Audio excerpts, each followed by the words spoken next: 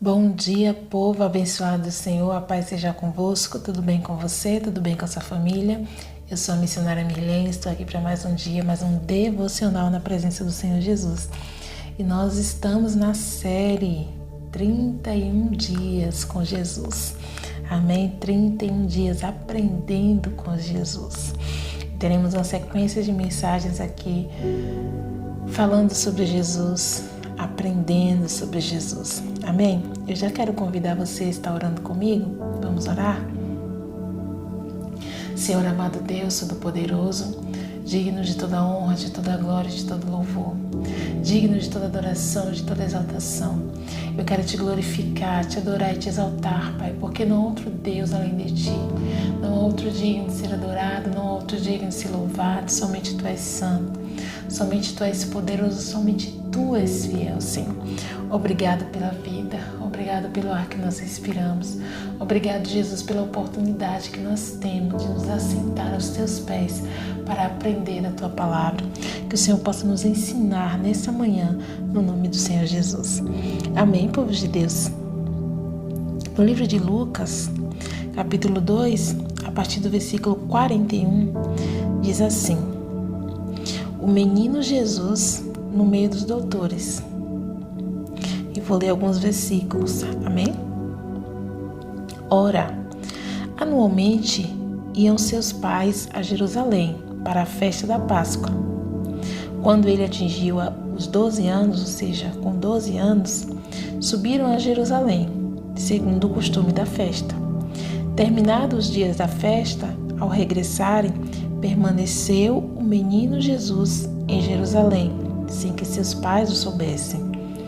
Pensando, porém, estar ele entre os companheiros de viagem, foram o caminho de um dia, e então passaram a procurá-lo entre os parentes e os conhecidos, e não o tendo encontrado, voltaram a Jerusalém para sua procura. 3 dias depois, o acharam no templo, assentado no meio dos doutores, ouvindo-os e interrogando-os. E todos os que o ouviam, muitos se admiravam da sua inteligência e das suas respostas. Logo que seus pais ouviram, ficaram maravilhados. E sua mãe lhe disse: Filho, por que fizestes assim conosco? Teu pai e eu, aflitos, estávamos à tua procura. Ele lhe respondeu: Por que me procuravas? Não sabeis que me cumpria estar na casa de meu pai? Não compreenderam, porém, as palavras que ele dissera. E desceu com eles para Nazaré, e era-lhe submisso. Sua mãe, porém, guardava todas essas coisas no coração. E crescia Jesus em sabedoria, estatura e graça diante de Deus e dos homens. Amém, queridos? É muito linda, né, essa passagem? E o Senhor ministrou uma palavra no meu coração que eu quero compartilhar com você nessa manhã. A palavra que o Senhor falou para mim foi foco na missão. Isso, foco na missão. Quem não se senta para aprender, não pode se levantar para ensinar. E Jesus, ele entendeu isso muito cedo, com 12 anos. Por quê? Porque geralmente em Jerusalém ficavam os grandes templos, as sinagogas, onde nos sábados os mestres, os rabinos, né, os fariseus, doutores da lei, eles estavam ali estudando a palavra de Deus, falando a palavra de Deus. E os mestres, eles iam nos sábados e eles abriam a palavra e eles liam e eles perguntavam, eles questionavam. Era um momento de aprender a palavra de Deus. E a Bíblia vai dizer que Jesus, com 12 anos, ele vai para o meio dos doutores. E o que eu acho interessante é que ele, no meio dos doutores, ele ouve e ele pergunta. Ele ouve e ele pergunta. Querido, se tem uma forma de você aprender as coisas, é você fazer pergunta. Você já parou para pensar? Tem pessoas que elas querem aprender, mas elas não se fazem perguntas. Por exemplo, tem pessoas que leem a Bíblia, mas elas não se perguntam: Por que aconteceu isso? Como aconteceu? E não pesquisam sobre essa cidade, sobre essa cura, sobre esse contexto. As pessoas não param para estudar. Nós vamos aprender com Jesus aqui que Jesus sabia qual era a missão que ele tinha. Jesus sabia para que ele veio ao mundo. Ele seria um rabino, ele seria um mestre, ele seria alguém que ensinaria a palavra de Deus. Então, se ele sabia o propósito para o qual ele foi chamado, o que ele fez? Ele se dedicou a esse propósito. E ele se dedicou logo cedo, ele não perdeu tempo. E a palavra que o Senhor me pediu para liberar para você nessa manhã é: tem muitas pessoas que estão perdendo tempo no propósito. Tem muitas pessoas que estão perdendo tempo na missão. Tem muitas pessoas que já sabem para o qual eles foram chamados. Já sabem onde quer chegar. Já sabe qual é o seu objetivo, mas não para investir naquilo que deseja para a sua vida. Não para investir, queridos. Se você deseja fazer uma faculdade de medicina, você deseja ser médico, você já precisa começar a estudar isso. Se você deseja ministrar a palavra de Deus, você precisa se dedicar ao estudo da palavra de Deus. Se preciso for, pague um curso teológico. Se preciso for, pague uma faculdade. Se preciso for, gaste horas lendo a Bíblia, meditando, estudando. Tem muito conteúdo na internet, gratuito, de pessoas idôneas, de pessoas cristãs, de professores, de mestres. Então Jesus, ele com 12 anos, ele poderia estar brincando, ele poderia estar jogando. Não que ele não fizesse isso, não que ele não brincasse, não que ele não se divertisse, mas ele não perdeu a oportunidade. Ele estaria em Jerusalém. Não era todos os dias como hoje nós temos nas igrejas. Não era todos os dias que tinha ensino. Não era todos os dias que tinha a oportunidade de ele estar no meio dos doutores. Ele não perdeu a oportunidade. Não perca a oportunidade. Não perca a oportunidade de ouvir. Não perca a oportunidade de aprender. Não perca a oportunidade de investir no propósito para o qual você foi chamado. Se você está tratando o seu propósito de qualquer maneira, queridos, não faça isso. Quando o Senhor, ele ministrou no meu coração que seria a ministra do Evangelho, eu entendi que eu preciso estudar. E ultimamente eu tenho me dedicado mais ainda ao estudo. Eu tenho um amigo especial que ele fala: você precisa estudar. Se você quer pregar, você precisa estudar os contextos, estudar. Então, eu falo assim, eu estou estudando um pouco, eu preciso me dedicar mais nos estudos. Já que eu quero ensinar a palavra de Deus, eu preciso me dedicar mais ainda nos estudos. E eu comecei a me aprofundar mais ainda no estudo. Então, o Senhor ministra no nosso coração. Se você tem uma missão, foque nessa missão. Se você quer ser um evangelista, foque, comece a estudar sobre isso. Se você quer ser um músico, foque, comece a estudar sobre música. Se você quer ser o que você quer, querida, onde você deseja chegar, foque. Jesus começou a fazer isso logo cedo. Jesus não perdeu tempo, não. Jesus não perdeu tempo. Mas uma coisa também, tem umas lições importantes aqui nessa palavra que eu quero compartilhar com vocês. Uma outra lição aqui muito importante é que Jesus, ele priorizou a presença de Deus na vida dele. Ele priorizou.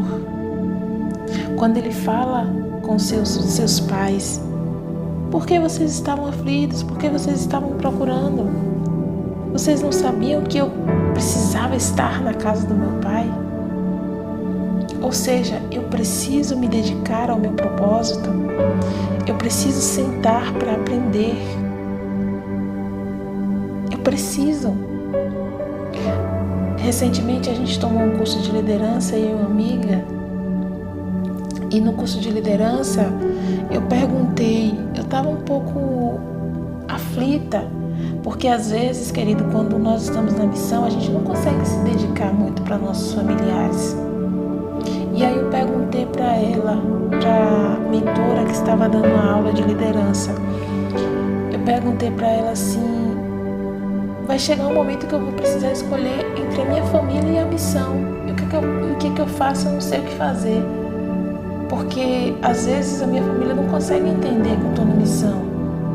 E eu também não quero deixar a missão para estar com a família, nem quero deixar a família, sabe?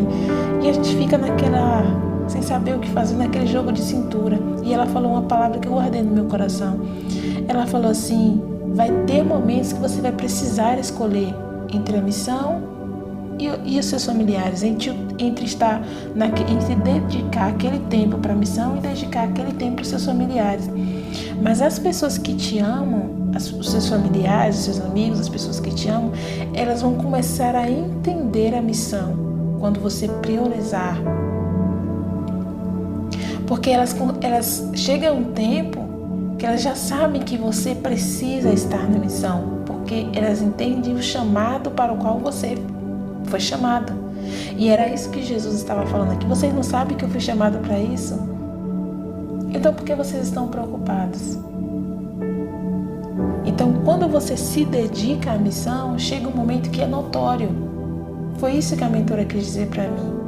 Chega um momento, Milene, que é notório, todo mundo vai compreender que você precisa estar na missão, que você precisa se dedicar à missão, porque às vezes vai chocar realmente, às vezes vai ter um momento que não vai dar para a gente se dedicar o tanto que a gente queria se dedicar.